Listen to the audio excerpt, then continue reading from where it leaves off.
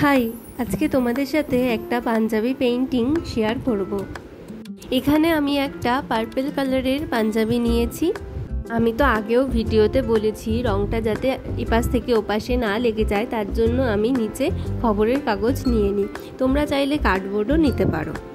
যেহেতু এটা একটা ডিপ কালারের পাঞ্জাবি, তাই জন্য প্রথমে বেস কালার হিসেবে আমি সাদা দিয়ে ফুলগুলো এঁকে নিয়েছিলাম। এরপর আমি লাল এবং অন্যান্য আরও রং দিয়ে ফুলগুলো সব রং করে নিয়েছিলাম। এটা কিন্তু আসলে একটা কম্বো অর্ডার।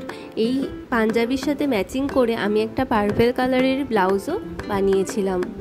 তোমরা অনেকেই জানতে চাও আমি কি তুলি ব্যবহার করি। আমি বেশিরভাগ সময়ই সোনাই কোম্পানির তুলি ব্যবহার করি। এছাড়াও ইন্দ্রনীল কোম্পানির তুলিও ব্যবহার করা যেতে পারে। রং করতে চাইছো সেটার উপরে নির্ভর করবে যে তুমি কত নম্বর তুলি ব্যবহার করবে।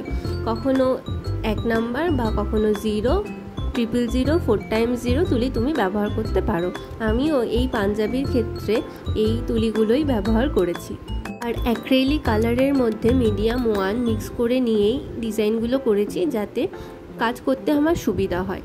কারণ অনেক সময়ই রঙটা একটু বেশি ঘন হয়ে যায়, তখন কাজ করতে অনেক অসুবিধা হতে পারে। তাই মিডিয়াম 1 তোমরা ব্যবহার করতে পারো।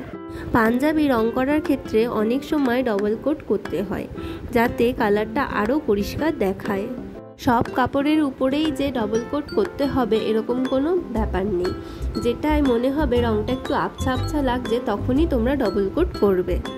কাজ করতে করতে অনেক রকম অভিজ্ঞতাই হবে, সেটা নিয়ে ভয় পেলে কখনোই চলবে না।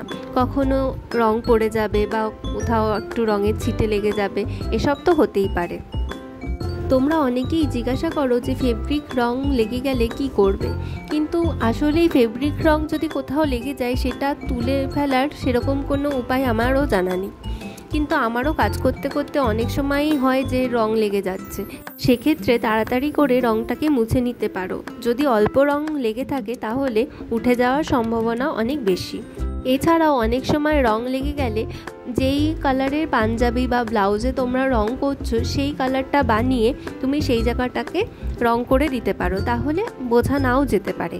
এছাড়াও আরও একটা উপায় হলো, যদি অনেকটা রং পড়ে যায় সেক্ষেত্রে ওই জায়গাটাতে তোমাদের কোনো ডিজাইন বুদ্ধি করে বানিয়ে দিতে হবে, যাতে বোঝা না যায়। তোমরা তো দেখতেই পেলে যে একটা সাইডে পুরোটাই ফুল দিয়ে ডিজাইন করলাম এবং আরেকটা সাইডে কলকা দিয়ে ডিজাইন করছি। আসলে যেই দিদিটা এই পাঞ্জাবি এবং ব্লাউজের কম্বো সেটটা অর্ডার করেছিল সেই বলেছিল তার অনেক বেশি ফুল পছন্দ এবং পাঞ্জাবির মধ্যে যেন ফুলের টাচ রাখি আমি, সেই কারণে এইভাবে পাঞ্জাবিটা ডিজাইন করা। তোমরা জানিও ডিজাইনটা তোমাদের কেমন লাগছে। নিচেও আমি আরও বিভিন্ন ধরনের ফুল দিয়ে ডিজাইন করার চেষ্টা করেছি এবং কলকাও করেছি সাথে। তোমরা যারা বাড়িতে এই ধরনের পাঞ্জাবি ডিজাইন করতে চাইছো তারা অবশ্যই ট্রাই করতে পারো। তো তার জন্য ভালো করে কলকাগুলো প্র্যাকটিস করে নিতে হবে এবং তারপর আস্তে আস্তে যখন পারবে রুমালের উপর এঁকেও তোমরা প্র্যাকটিস করতে পারো। সম্পূর্ণ ভিডিওটা দেখার অনুরোধ রইল তোমাদের কাছে। আর আজকের ভিডিওটা কেমন লাগলো অবশ্যই জানিও। ভালো লাগলে লাইক, কমেন্ট এবং শেয়ার করো। আরও কিছু জানতে চাইলে বা বুঝতে অসুবিধা হলে কমেন্ট বক্সে জানিও। ব্লাউজ ডিজাইনের টিউটোরিয়াল ভিডিওটা আমি অনেক দিন আগেই আপলোড করে দিয়েছিলাম, কিন্তু পাঞ্জাবি এবং ব্লাউজ ডিজাইনের কম্বো একসাথে দেখতে হলে চ্যানেলটিকে অবশ্যই সাবস্ক্রাইব করো। Thank you for watching.